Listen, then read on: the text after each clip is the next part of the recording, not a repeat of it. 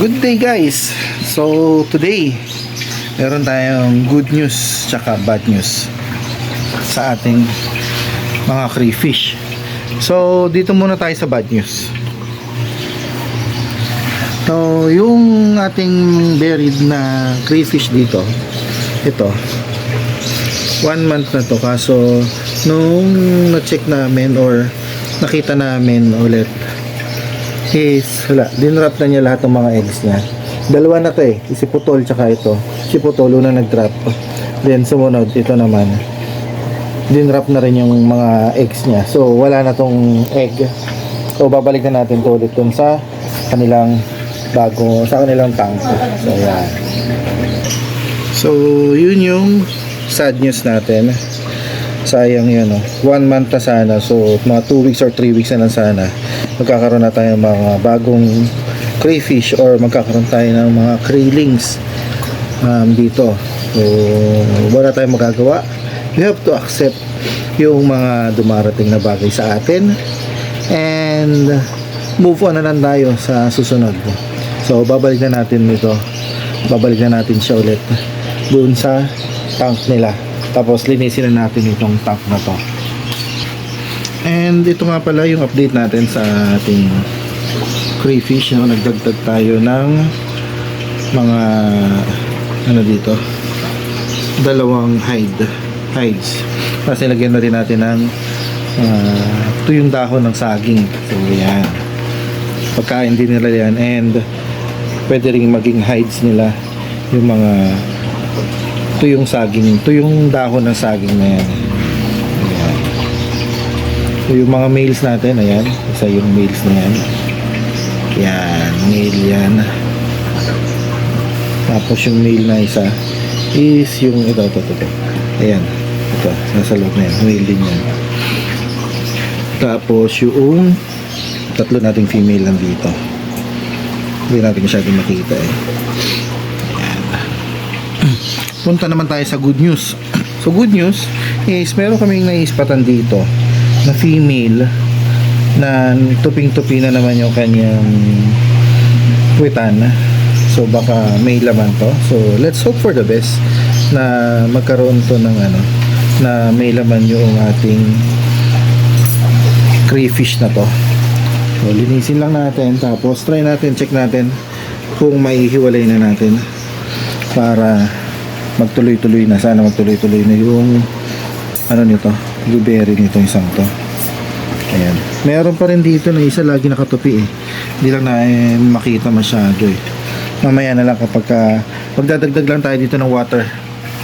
Mas pagdagdag natin ng water dito, kuha tayo ng tubig dito rin, tapos ilagay natin dito sa lalagyanan na to para dito natin ilagay ulit yung buried crayfish natin. Okay lang, balik na lang tayo ulit mamaya. So guys, check natin ito, itong dalawang to kung buried nga. Itong isang to mukhang buried to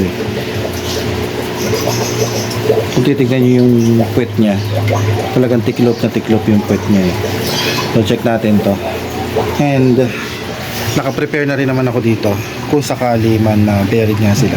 So naka-prepare na to para paglalagyan ito. Yung tubig na nilagay ko doon sa kabila is galing din dito. So, check natin to, kuhanin natin isa-isa.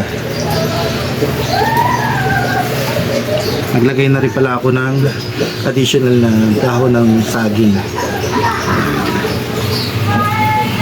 Guys, confirmed itong isang to is buried. So ilalagay na natin siya. Hindi ko napapakita sa inyo yung niya kasi baka lalo siya ma-stress. Lagay na natin siya dito sa kanyang bagong tank para maayos na. Okay. And ito, confirm din to guys, buried din tong isang to. So lagay na natin siya sa heights niya. Pasok na sa height mo. Ayan. So dalawa yung buried natin, and check natin baka meron pang isa. So ayan, dalawa na yung buried natin, isa to, tapos isa na rin itong isang to. Ayan, buried din to. Dalawang buried kapalit nung dalawang nag miscarriage. Ayan. So guys, nailipat na natin yung crayfish natin. Isa, tsaka yung pangalawa nandito. Baka nandun sa hides niya. So, tinakpan na lang muna natin to para hindi siya nai-stress. Ayan. Takpan natin ng para laging madilim yung sa nila. And also dito nga rin pala para wala rin nakakasilip. So ayan, kasi nung nakaraan lagi siya nasisilip, lagi siyang siguro na-stress kapag sinisilip lagi. So ayan, yan yung setup muna natin sa kanya dito. So may dalawa tayong buried, may good news and may bad news. Bad news is na miscarriage yung dalawa nating crayfish, si Putol tsaka yung isa na nauna miscarriage. Yung si Putol after 1 week nilaglag na niya kaagad yung kanyang mga itlog.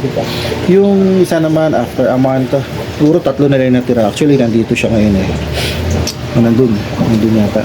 So nilaglag niya yung 3 na lang natira. Tignan natin kung bubuhay. 3 nasa tiyan niya, nalagaan pa naman niya So ayan, tapos ito 2. So sana mabuhay na itong mga may itlog na to. So nilagay lang natin siya dito. Yan muna yung magiging setup niya para hindi siya nabubulabog dyan. So ayan, may mga bagong learnings tayo doon sa miscarriage noong ating crayfish. So ito yung isa, dalawa. Ito dito yung isa, ito yung naglaglag na ng egg niya. 3 na lang natitira. So hindi tayo successful dun sa unang 2 na nag-buried na crayfish natin, pero still tuloy lang tayo. So huwag tayong mapanghinaan. So ayan, so itong 2 to mukhang nagme-mate na naman. So tignan natin kung may mabubuo ba dito sa 2 to. Ayan So subok lang ng subok. Ganun talaga sa pag-breed, hindi naman laging successful. So may failures din. So kung successful, thank you. Kung failure, try again. Wala tayong magagawa, ganun talaga yung buhay. May success, merong failure. So ang lang natin is wag lang tayo sumuko. Ayun, so sabi ko nga, try and try lang until we succeed. So wala namang nagtatagumpay na sumusuko kagad So lahat ng sumusuko, it's either na hindi para sa kanila or ayun na nga. So kailangan subok lang tayo, lagi na subok. Wala namang mawawala sa atin kung sumusubok tayo So ayun lang. So salamat sa panonood. God bless, stay safe, and see you on our next video. Bye-bye. Naghabulan pa silang 2 talaga sa huli ng video ko. So, yun lang guys. Salamat. Sa susunod ulit.